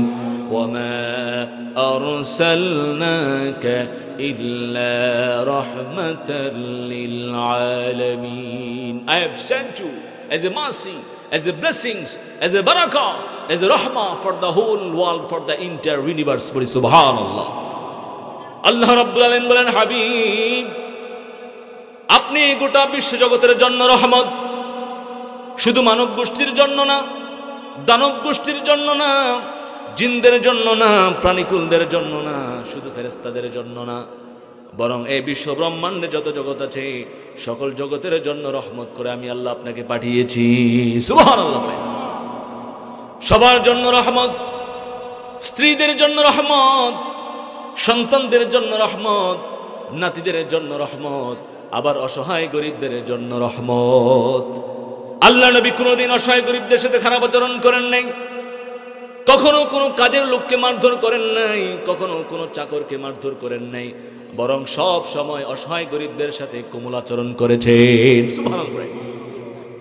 শামাইলে তিরমিজির বর্ণনায় হাদিস এসেছে, আম্মা জানা আয়েশা সিদ্দিকা রাদিয়াল্লাহু আনহা বলেন, মা দরাবা রাসূলুল্লাহি খাদিমান কত্তু, আল্লাহ নবী কোনোদিন অসহায় গরিবদের সাথে খারাপ আচরণ করেন নাই, কখনো কোনো বৃত্তকে আঘাত করেন নাই, কখনো কোনো চাকরকে মারধর করেন নাই, বরং সব সময় অসহায় গরিবদের সাথে কোমল আচরণ করেছেন। পড়ি সুবহানাল্লাহ। Our beloved Prophet Muhammad sallallahu alayhi wasallam never hurt any servant, never misbehaved with the helpless poor, but he was always kind to everyone. পড়ি সুবহানাল্লাহ। আল্লাহ রাসূল কোনোদিন কাজের লোকের সাথে খারাপ আচরণ করেন নাই, কখনো কোনো কাজের লোককে মারধর করেন নাই, কখনো অসহায় গরিবদের সাথে বাজে আচরণ করেন নাই, বরং সব সময় অসহায় গরিবদের সাথে কোমল আচরণ করেছেন। পড়ি সুবহানাল্লাহ। প্রিয় ভাইয়েরা আমার, রাসূলের কাজের লোক ছিল ছোট্ট সাহাবী আনাস রাদিয়াল্লাহু আনহু। রাসূলের খাদেম ছিল ছোট্ট সাহাবী আনাস রাদিয়াল্লাহু আনহু। আল্লাহর হাবিব যখন মদিনায় হিজরত করলেন তখন আনাস রাদিয়াল্লাহু আনহুর বয়স মাত্র 10 বছর। কত বছর? কথা বলেন, কত বছর? 10 বছর। মক্কা থেকে মদিনায় হিজরত করার পরে প্রিয় রাসূলকে এক নজর দেখার জন্য, প্রিয় রাসূলকে স্বাগতম জানানোর জন্য মদিনার লোকেরা দলে দলে রাসূলের দরবারে ছুটে আসলো। প্রত্যেকেই কিছু না কিছু উপহার উপঢৌকন নিয়ে রাসূলের দরবারে ছুটে আসলো। এদিকে আনাস রাদিয়াল্লাহু আনহুর মা উম্মে সুলাইম আনাস রাদিয়াল্লাহু আনহুকে সাথে নিয়ে রাসূলের দরবারে আসলেন। এসে বললেন, ইয়া রাসূলুল্লাহ, ইয়া হাবিবাল্লাহ, নবী গো, আপনাকে দেখার জন্য, আপনাকে এক নজর দেখার জন্য মদিনার লোকেরা দলে দলে ছুটে এসেছে। প্রত্যেকেই কিছু না কিছু উপহার উপঢৌকন নিয়ে এসেছে। রাসূল, আমিও আপনার দরবারে ছুটে এসেছি, কিন্তু আপনাকে হাদিয়া দেওয়ার মতো আমার তেমন কোনো অর্থ নাই, আমার তেমন কোনো ধন সম্পদ নাই। তবে রাসূল, আমি আমার কলিজার টুকরা নারছেড়া দন নয়নের পুতলি আনাসকে হাদিয়া হিসাবে আপনাকে দিয়ে দিলাম। সুবহানাল্লাহ। রাসূল, মদিনার লোকেরা আপনাকে দেখার জন্য দলে দলে ছুটে এসেছে, প্রত্যেকেই কিছু না কিছু উপহার উপঢৌকন নিয়ে এসেছে। আমিও আপনাকে দেখার জন্য এসেছি, কিন্তু আপনাকে হাদিয়া দেওয়ার মতো আমার তেমন কোনো অর্থ নাই, ধন সম্পদ নাই।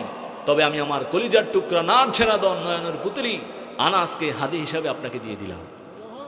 আনাস আপনার পাশে থাকবে, আনাস আপনার খেদমত করবে, আনাস আপনার সকল কাজকর্মগুলো করে দিবে।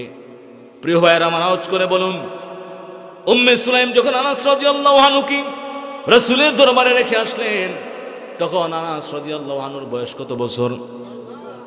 মাত্র 10 বছর। 10 বছরের ছোট্ট শিশু কি বা বুঝে, কতটুকুই বা তার জ্ঞান, ঠিক কিনা বলেন? এসেছেন রাসূলের খেদমত করার জন্য। সুবহানাল্লাহ।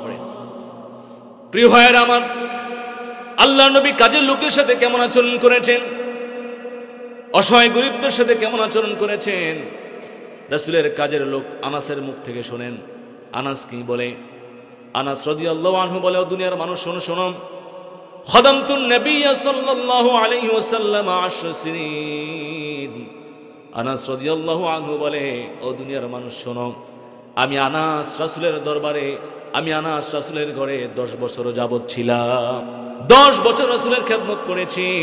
ফামা ক্বালা লি উফিন কত্তু ওয়ামা ক্বালা লি শাইইন সানাতুহু লিমা সানাতাহু ওয়ালা লি শাইইন তারাকতুহু লিমা তারাকতাহু।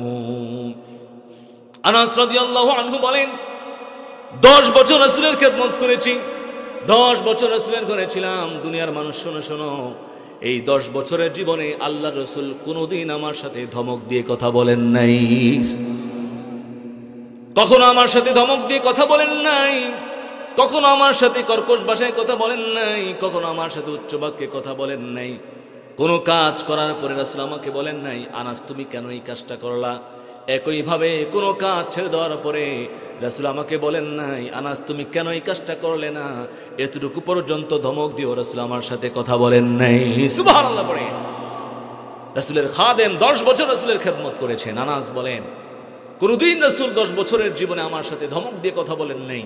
কোনো কাজ করার পরে রাসূল আমাকে বলেন নাই, আনাস কেন তুমি এই কাজটা করলে? একইভাবে কোনো কাজ ছেড়ে দেওয়ার পরে রাসূল আমাকে বলেন নাই, আনাস তুমি কেন এই কাজটা করলে না? এতটুকু পর্যন্ত ধমক দিয়ে রাসূল আমার সাথে কথা বলার নেই। পড়ি সুবহানাল্লাহ। কি মহান আদর্শ ছিল আমার রাসূলের, কি মহান চরিত্র ছিল আমার রাসূলের। পড়ি সুবহানাল্লাহ। সবার জন্য রহমত, অসহায় গরিবদের জন্য রহমত, সাথীদের জন্য রহমত। এজন্য আল্লাহ বলেন, ওয়ামা আরসালনাকা ইল্লা রাহমাতাল লিল আলামিন। নবী হে, আমি আপনাকে গোটা বিশ্বের সবার জন্য রহমত করে পাঠিয়েছি। পড়ি সুবহানাল্লাহ। প্রিয় ভাইয়েরা আমার, আমার নবীর চরিত্র, আমার নবীর চরিত্র কোরআনের মতো পবিত্র। সুবহানাল্লাহ নাই? আমার নবীর চরিত্র কোরআনের মতো পবিত্র। আমার নবীর চরিত্রের মতো এই বিশ্ব ব্রহ্মাণ্ডে কারো চরিত্র হতে পারে? পা থেকে মাথা পর্যন্ত বিশ্বনবীর চরিত্রে একটা কালো দাগ বসানোর মতো ক্ষমতা কারো আছে নাকি? কারণ বিশ্বনবীর চরিত্র হলো কোরআনের চরিত্র। সুবহানাল্লাহ। কোরআনের চরিত্র যেমন আমার নবীর চরিত্র তেমন। সুবহানাল্লাহ। একবার সাহাবায়ে কেরাম আম্মা জান আয়েশা সিদ্দিকা রাদিয়াল্লাহু আনহাকে বললেন, ও আম্মা বলেন তো বিশ্বনবী কেমন ছিল, বিশ্বনবীর চরিত্র কেমন ছিল আমাদেরকে বলেন। আম্মা জান আয়েশা বললেন, ও সাহাবীরা তোমরা কি কোরআন পড়ো না? তোমরা কি কোরআনের চরিত্র জানো না? কোরআনের বৈশিষ্ট্য জানো না? কানা খুলুকুল কোরআন, তোমাদের নবীর চরিত্র ছিল কোরআনের চরিত্র। সুবহানাল্লাহ। The character of the Prophet Muhammad sallallahu alaihi wasallam was similar to the character of the Holy Quran. পড়ি সুবহানাল্লাহ। আম্মা জান আয়েশা বললেন, তোমাদের নবীর চরিত্র ছিল কোরআনের চরিত্র। কোরআনের চরিত্র যেমন তোমাদের নবীর চরিত্র তেমন। কোরআনের শুরু থেকে শেষ পর্যন্ত যা যা বলা হয়েছে বিশ্বনবীর জীবনীতে সেগুলো প্র্যাকটিক্যালি করে দেখানো আছে। আবার রাসূলের আরেক স্ত্রী উম্মে সালামা বলেন, ইনদামা ইয়ামশি রাসূলুল্লাহ আলাল আরদি কান্নাল কুরআন ইয়ামশি আলাইহি। উম্মে সালামা বলেন, আল্লাহ নবী যখন মদিনার রাস্তা দিয়ে হেঁটে যেত মনে হতো এটা বিশ্বনবী না, জীবন্ত কোরআনটা মদিনার রাস্তা দিয়ে হেঁটে হেঁটে যাচ্ছে। সুবহানাল্লাহ। রাসূলের স্ত্রী উম্মে সালামা বলেন, আল্লাহ রাসূল যখন মদিনার রাস্তা দিয়ে হেঁটে যেত মনে হতো এটা বিশ্বনবী নয়, জীবন্ত কোরআনটা মদিনার রাস্তা দিয়ে হেঁটে হেঁটে যাচ্ছে। সুবহানাল্লাহ পড়ে। প্রিয় ভাইয়েরা আমার, কোরআন হলো লিখিত, কোরআন হলো লিখিত। আর কেউ যদি কোরআনের জীবন্ত রূপ দেখতে চায়, জীবন্ত আকৃতি দেখতে চায়, সে যেন আমার রাসূলের দিকে তাকায়। সুবহানাল্লাহ পড়ে। কত সম্মান আল্লাহ পাক তার হাবিবকে দান করলেন, কত মর্যাদা আল্লাহ পাক তার হাবিবকে দান করলেন। এই নবীর উম্মত হতে পেরে খুশি না বেজার? আওয়াজ দিয়ে বলেন খুশি না বেজার? আম্মা জান আয়েশা মাঝে মাঝে বলতেন,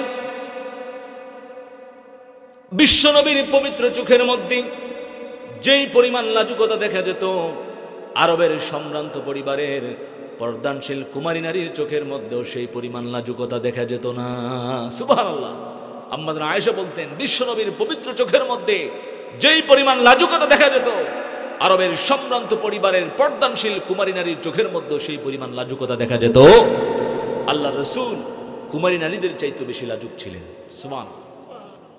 আম্মা জান আয়েশা আরো বলতেন, মিশরের রমণীরা আল্লাহ নবী ইউসুফ আলাইহিস সালামের রূপ সৌন্দর্য দেখে ফল কাটতে গিয়ে হাতের আঙ্গুল কেটে ফেলেছিল।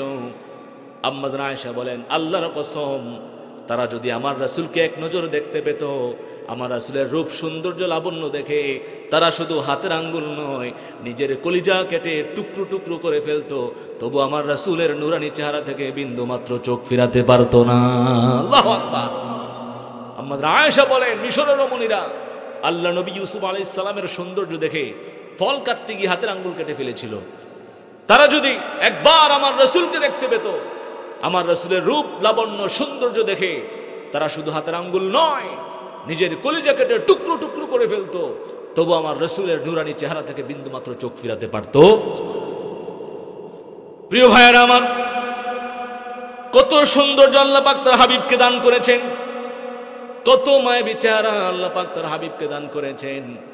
রাসূলের সৌন্দর্যে মুগ্ধ হয়ে প্রখ্যাত কবি সাহাবী হাসান বিন সাবিত রাসূলকে নিয়ে একটা কবিতা লিখেছেন। সুবহানাল্লাহ।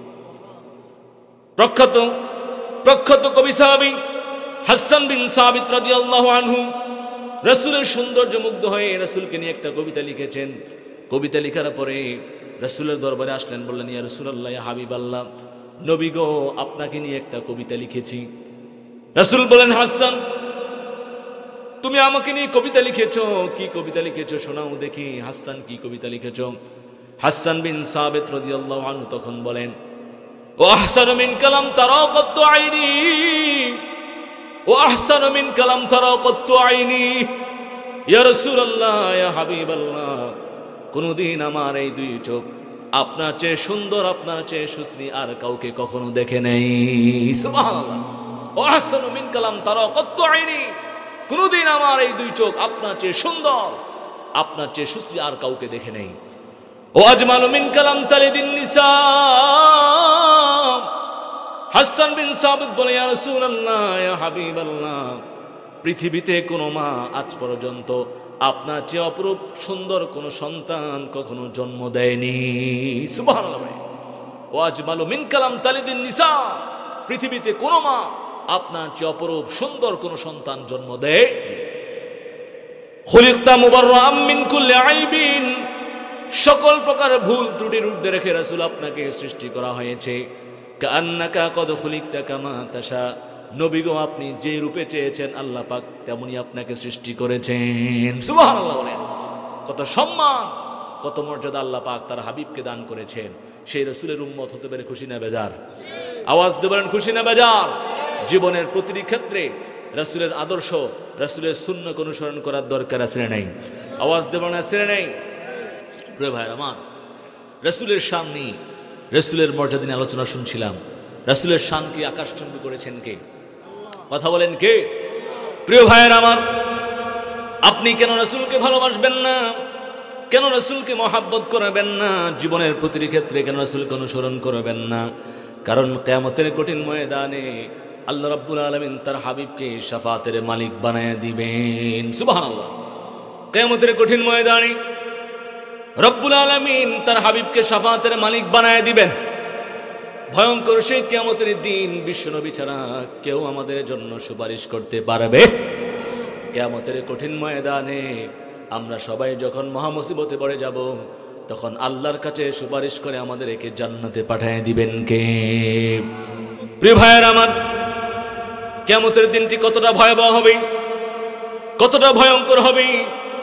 কিয়ামতের দিনটি এতটা ভয়াবহ হবে, এতটা ভয়ঙ্কর হবে, সেদিন কেউ কাউকে চিনবে না, কেউ কারো পরিচয় দিবে না। প্রত্যেকেই পাগলের মতো, মাতালের মতো দিক বেদিক ছুটতে থাকবে, পাগলের মতো, মাতালের মতো দৌড়াতে থাকবে। কিয়ামতের দিনটি কেমন হবে? আল্লাহ রাব্বুল আলামিন কোরআনের মধ্যে সুন্দর করে বলে দিলেন, ইয়াউমা ইয়াফিরুল মারউ মিন আখিহি ওয়া উম্মিহি ওয়া আবিহি ওয়া সাহিবাতিহি ওয়া বানিহি লিকুল্লি ইমরিইম মিনহুম ইয়াউমাইদিন শাআনুন ইউগনি। আল্লাহ রাব্বুল আলামিন বলেন, কিয়ামতের দিনটি এতটাই ভয়াবহ হবে, এতটাই ভয়ঙ্কর হবে, সেদিন ভাই ভাইকে চিনবে না, সন্তান বাবা মাকে চিনবে না, বাবা মা সন্তানকে চিনবে না, স্বামী স্ত্রীকে চিনবে না, স্ত্রী স্বামীকে চিনবে না, বন্ধু বন্ধুকে চিনবে না। প্রত্যেকেই দিক বেদিক ছুটতে থাকবে, প্রত্যেকেই প্রত্যেকের কাছ থেকে পালাতে থাকবে। নাউজুবিল্লাহ বলেন। সেদিন মানুষ এতটাই ভয়ঙ্কর পরিস্থিতির মুখোমুখি হয়ে যাবে, তারা নিজেকে ছাড়া আর কারো কথা তার মনে থাকবে না। সাধারণ ক্ষমতা চলে যাওয়াতে নেতা কর্মীদেরকে রেখে পালিয়ে গেছে, ঠিক কিনা বলেন? নেতা একদিক, কর্মী আরেক দিক, ঠিক কিনা? আমার বুঝে আসে না, এ কেমন নেতা যে বিপদের মুখে কর্মীদেরকে ফেলে রেখে নিজে সেফ জোনে চলে যায়? কথা বলেন। আমার বুঝে আসে না, কেমন নেতা যে কর্মীদেরকে বিপদে ফেলে দিয়ে নিজে সেফ জোনে চলে যায়? নেতা হওয়ার কোনো যোগ্যতা তার মধ্যে নাই, ঠিক কিনা বলেন? সে আবার কিসের নেতা যে কর্মীদেরকে বিপদে ফেলে দিয়ে নিজে সেফ জোনে চলে যায়, নিজে বেঁচে যায়? নেতা হওয়ার কোনো যোগ্যতা তার মধ্যে আছে? এরকম নেতা বাংলার জমিনে আমরা আর কখনো চাই না, ঠিক কিনা বলে? নেতা তো হবেন তিনি যে সব সময় তার কর্মীদেরকে আগলিয়ে রাখবে, ঠিক কিনা বলেন?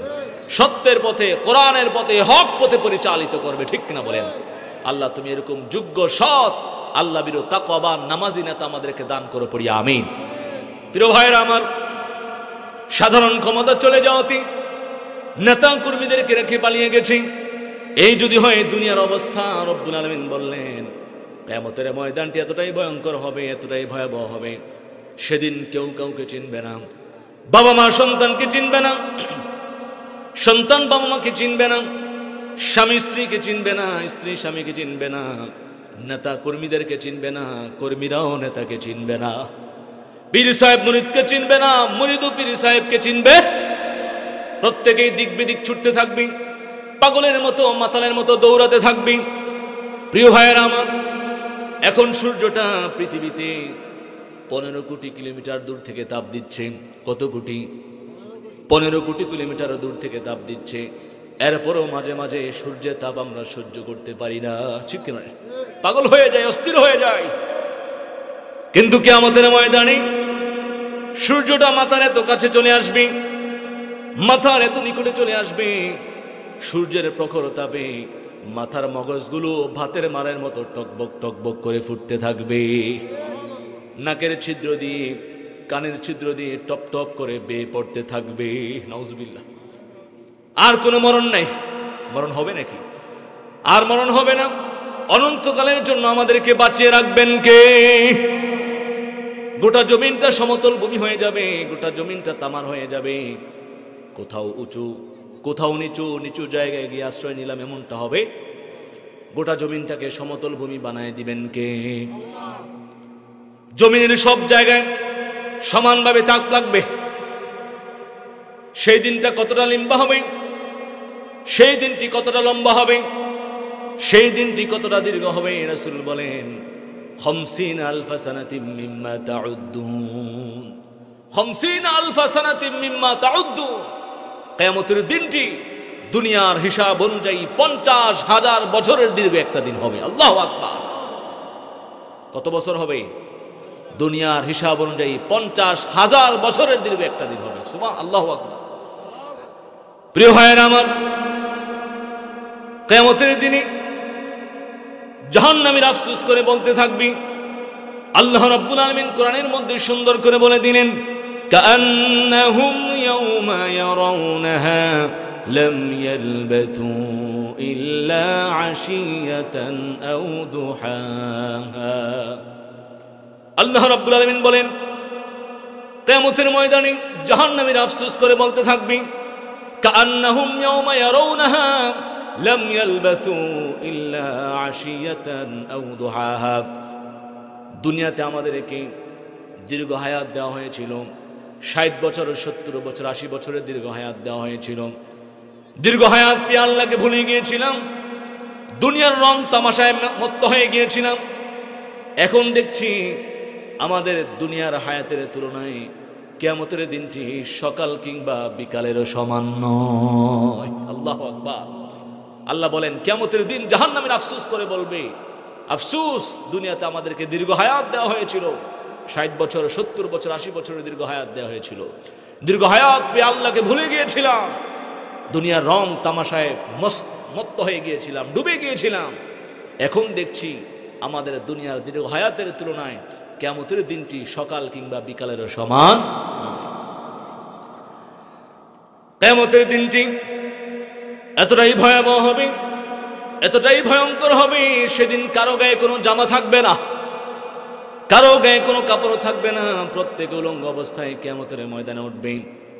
এই কথা শোনার পর আম্মা জান আয়েশা বলেন, রাসূল, কিয়ামতের ময়দানে সবাই উলঙ্গ অবস্থায় উঠবে, কারো গায়ে জামা থাকবে না। রাসূল গো, লজ্জা লাগবে না, শরম লাগবে না? রাসূল, লজ্জা লাগবে না, শরম লাগবে না?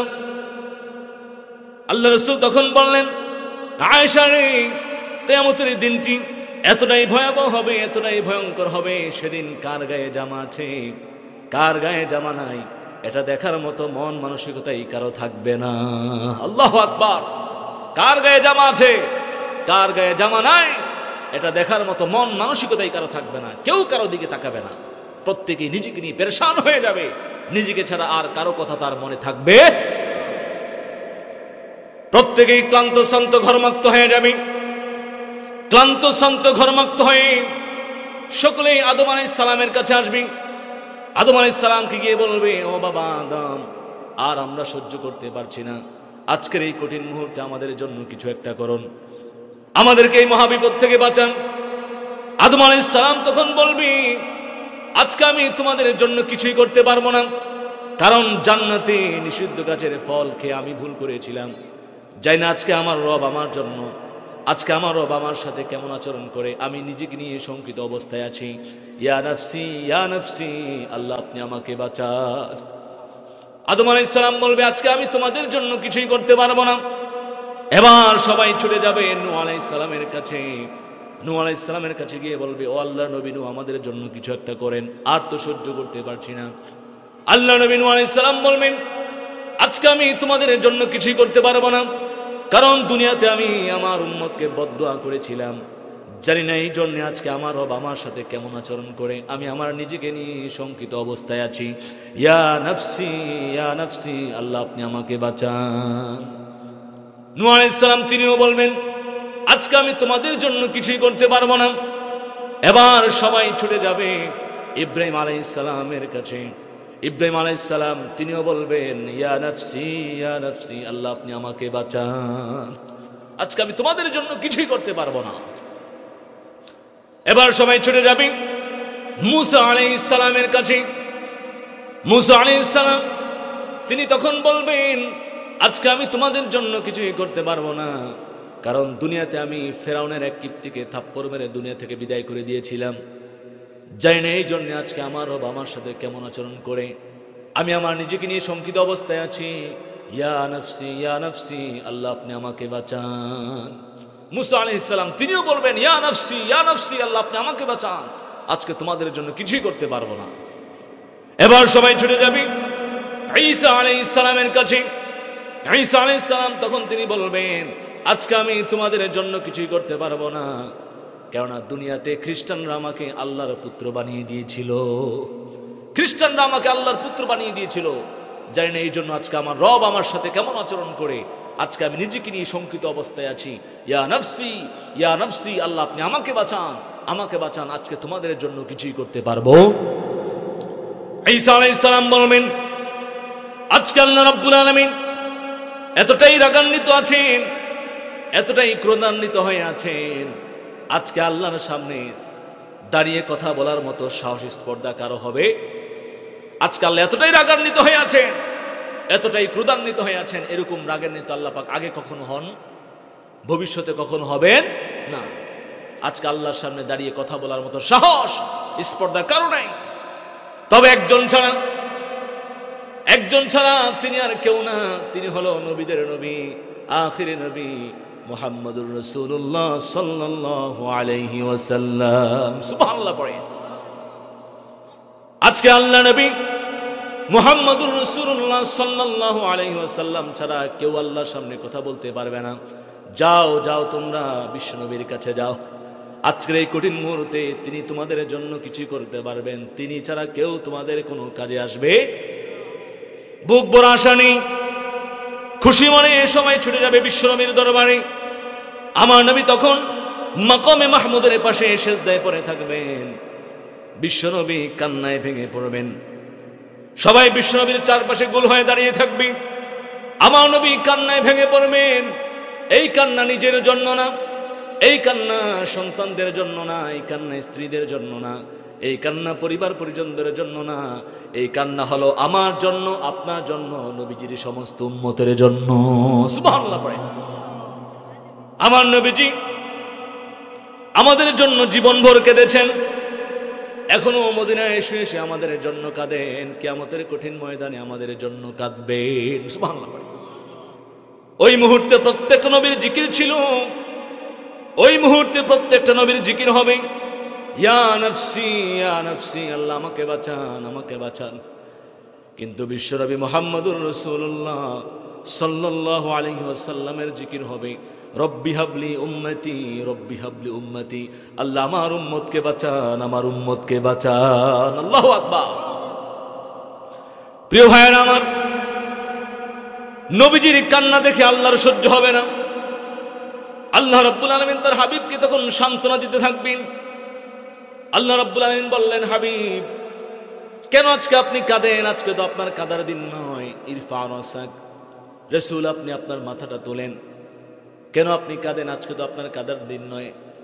জীবনভর আপনি কেঁদেছেন, আজকে আপনার কাঁদার দিন নয়। ইরফা রাসাক, রাসূল আপনি আপনার মাথাটা তোলেন।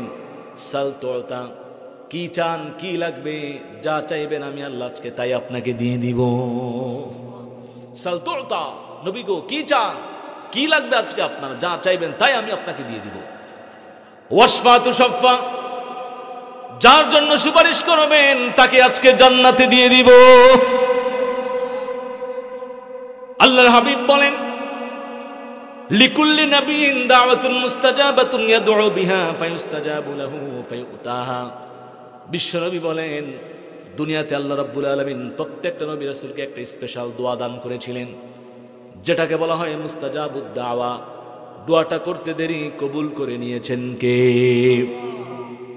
দুনিয়াতে প্রত্যেকটা নবী রাসূল তাদের স্পেশাল দোয়াটা আল্লাহর কাছে করে ফেলেছেন, কিন্তু আমাদের নবী মুহাম্মদুর রাসূলুল্লাহ সাল্লাল্লাহু আলাইহি ওয়াসাল্লাম তিনি বলেন, আমি আমার স্পেশাল দোয়াটা এখনো পর্যন্ত করি নাই, আজও পর্যন্ত করি নাই, তোমাদের জন্য রেখে দিয়েছি। কিয়ামতের কঠিন ময়দানে তোমরা সবাই যখন মহা মুসিবতে পড়ে যাবা, বিপদে পড়ে যাবা, তখন আমি আমার স্পেশাল দোয়াটা করে আল্লাহর কাছে সুপারিশ করে তোমাদেরকে জান্নাতে পাঠাইয়া দিব। আল্লাহু আকবার। কিয়ামতের কঠিন ময়দানে বিশ্বনবী ছাড়া কেউ আল্লাহর সামনে দাঁড়িয়ে কথা বলার মতো সাহস ক্ষমতা রাখবে? আমার নবীকে সম্মান দিয়েছেন কে? আমার নবীকে সম্মান দিয়েছেন কে? আমার নবীজি কিয়ামতের ময়দানে আমাদের জন্য শাফাআত করবেন, ঠিক কিনা বলেন? রাসূল কোন উম্মতের জন্য শাফাআত করবেন? রাসূল কার জন্য শাফাআত করবেন? যে উম্মত নামাজ পড়ে না। কি বলেন? নামাজ পড়ে না, কোরআন তেলাওয়াত করে না, সুদ খায়, ঘুষ খায়, মদ খায়, গাঁজা খায়, নারীবাজি করে, মানুষের হক নষ্ট করে, মানুষের উপর জুলুম করে, সন্ত্রাসী কর্মকাণ্ড করে, এরকম উম্মতকে কি সুপারিশ করবেন? No, never. এরকম উম্মতকে রাসূল সুপারিশ করবেন? রাসূল তার ওই উম্মতকে সুপারিশ করবেন যে উম্মত তার জীবনের প্রতিটি ক্ষেত্রে রাসূলকে অনুসরণ করবে, ঠিক কিনা বলেন? আল্লাহ রাসূলকে জীবনের সবচাইতে বেশি ভালোবাসবে, ঠিক কিনা বলেন? ব্যক্তিগত জীবন, পারিবারিক জীবন, সামাজিক জীবন, রাজনৈতিক জীবন, অর্থনৈতিক জীবন, জীবনের প্রতিটি ক্ষেত্রে রাসূলকে অনুসরণ করবে, ঠিক কিনা বলেন? কিয়ামতের ময়দানে রাসূল ওই সমস্ত উম্মতের জন্য আল্লাহর কাছে সুপারিশ করে জান্নাতে পাঠিয়ে দিবেন, পড়ি সুবহানাল্লাহ। কিয়ামতের ময়দানে আমরা রাসূলের শাফাআত পেতে চাই কি চাই না? পেতে চাই কি চাই না? কারা কারা চাই? দুহাত তুলে আমরা আল্লাহকে দেখান। লিল্লাহি তাকবীর, লিল্লাহি তাকবীর। আল্লাহ তুমি সকলকে কবুল করো, পড়ি আমিন। রাসূলের শাফাআত আমাদের নসিব করো, পড়ি আমিন। প্রিয় ভাইরা আমার, অনেক রাত হয়ে গেছে, 12:30 বেজে গেছে। এখানে আজকে আলোচনা সমাপ্ত করছি। যা কিছু আলোচনা হয়েছে আল্লাহ পাক যাবতীয় ভুল ত্রুটি বাদি মাফ করে কবুল আর মঞ্জুর করে নিক, ইখলাসের সাথে আমল করার তৌফিক দান করুক। আপনারা আমার জন্য দোয়া করবেন, আমিও আপনাদের জন্য দোয়া করি।